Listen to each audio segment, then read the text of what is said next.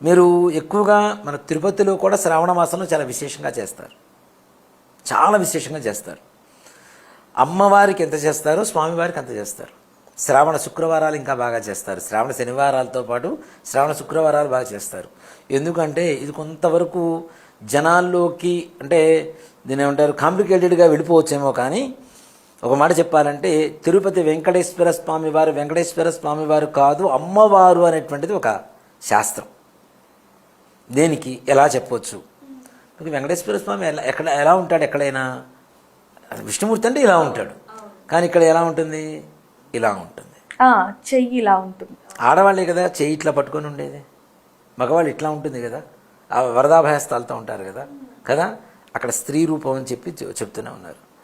అలాగే వెనకటి ఈశ్వరుడు వెంకటేశ్వరుడు అంటారు. అవునండి. పక్కనే శివలింగం ఉంది అంటారు. అసలు వెంకటేశ్వర స్వామివారి కింద అలివేలు మంగాపురం, శ్రీనివాస మంగాపురంలో స్వామివారు అసలైన స్వామివారు ఉంటారని శాస్త్రం ప్రకారం.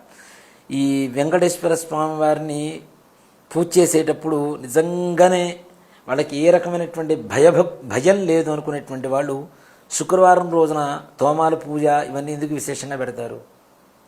శనివారం కదా వెంకటేశ్వర స్వామివారికి ప్రీతికరమైంది, మరి శుక్రవారం ఎందుకు పెడతారు? అమ్మవారని వాళ్ళకి తెలుసు కాబట్టి. దాంతోపాటు బ్రహ్మోత్సవాలు వస్తాయి, ఇప్పుడు దసరాల్లో వస్తాయి.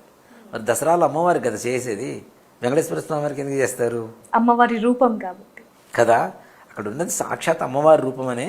అందుకని ఒక పాట కూడా ఉంది నాన్న, ఎంత మాత్రమున ఎవ్వరు కొలిచిన అంత మాత్రమే నీవు, కొలిచెదురు వైష్ణవులు నిన్ను భక్తితో విష్ణువనుచు, కొలిచెదురు శైవులు నిన్ను కూర్మితో శివుడనుచు, కొలిచెదురు శాక్తేయులు నిన్ను శక్తితో శక్తివనుచు అని చెప్పి ఒక పాట వెంకటేశ్వర స్వామి వారి పాట ఉంది.